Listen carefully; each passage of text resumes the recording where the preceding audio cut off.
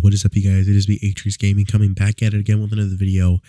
Don't mind me being a little bit sick. Came down with a little bit of something before the Thanksgiving break, but I'll be okay. If you hear me coughing or sniffling in the background, I apologize. But Riot does not wait for us to get better.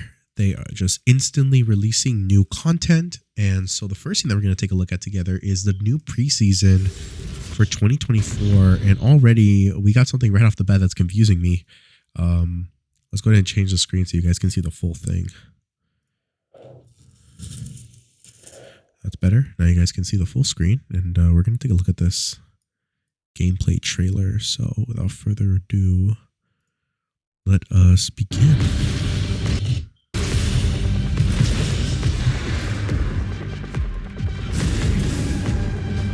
Out with the old, in with the new. Welcome one and all to season 2024. Let's go. We've got quite a few changes to share, from terrain adjustments to new monsters and items. Ready to see what's coming? No. Let's get into it. What are the map changes? Wait, where are we? Oh, it's top lane. These walls are different, and would you look at that? The brush is now in the middle of the river. Well, that'll make for a trickier gank path from jungle, so you top laners can focus more on your lane opponent instead of hungry junglers. We've got terrain changes across the entire map actually, like in mid lane. The brush is farther back from the lane now, and we've adjusted the walls to both red and blue side for better symmetry. Overall, these adjustments should make it a little safer to play a variety of champions in mid lane, especially So they're trying to nerf jungler or something? those mages with 0 dashes. Speaking of safety, we've also changed the walls opposite Baron and Dragon Pit for a bit more security while you're moving between lanes through the jungle. Finally, in bot lane, there's a new gank path on red side to make the map more symmetrical. We've also shifted the brush to the middle of the river so both teams can more reasonably fight for vision control. Look alive down there. I kind of like that.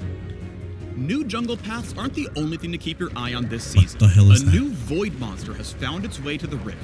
During the early game, a camp of 3 void grubs will now spawn inside the Baron Pit.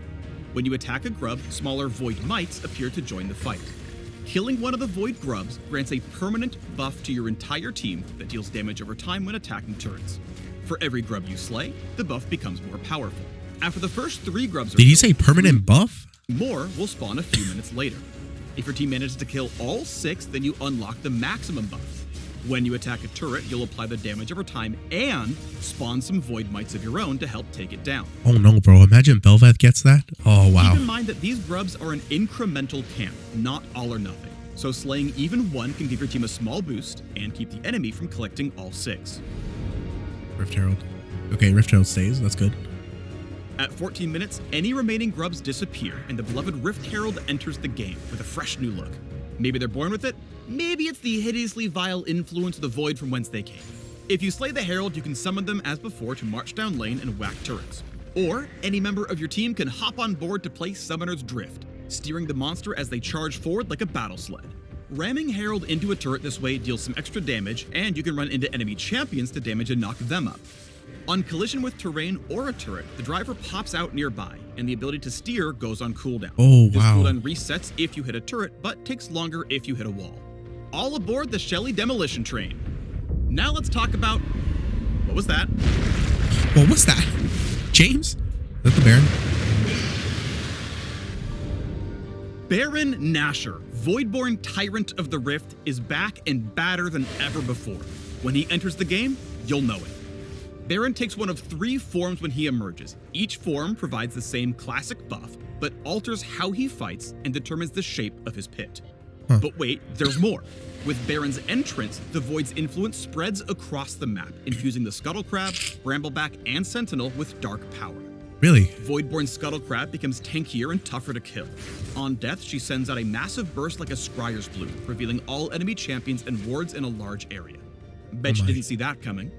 Likewise, the Voidborn red and blue buff require a little more muscle to take down, but in exchange, they grant the buff to every teammate who's alive at the time.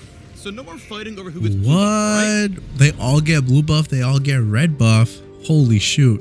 Speaking of cool new buffs, let's talk Infernal Rift. All versions of the Elemental Rift have been refreshed to accommodate the new base terrain, with Mountain Rift losing a few walls that didn't quite fit anymore. But we've changed up Infernal Rift completely. We don't have gameplay footage quite ready at this time, so let me paint you a word picture. Instead of a burned out fire escape, Infernal Rift will scatter infernal cinders all across the map. Picking up these cinders gives a small burst of move speed and a stat buff. On death, half your collected cinders explode out for others to snag for themselves. Huh. I mean, you weren't using them anymore, right? That's crazy. Did they get away with mythics? As in years past, we've made some item adjustments for this new season. Like, a lot of adjustments. For one, mythic items are out. Gone.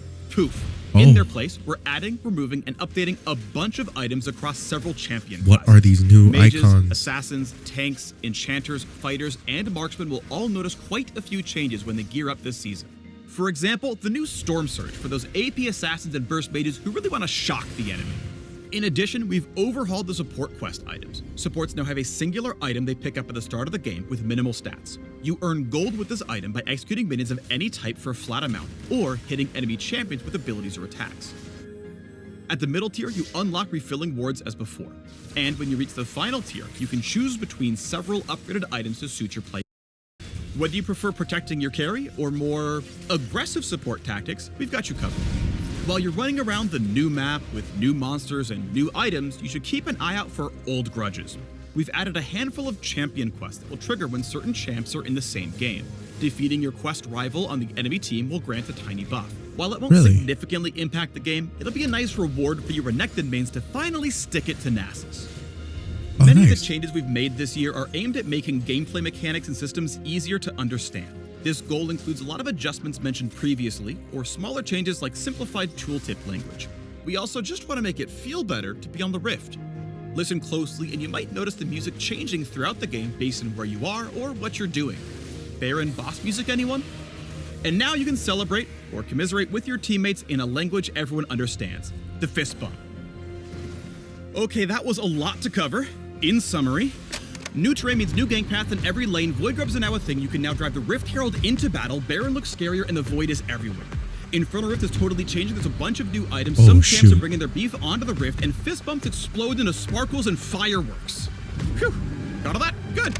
If you want all the nitty-gritty details, we unpack everything in the article linked below. So study up, friends, and we'll see you in January when Season 2024 kicks off. Oh, shoot.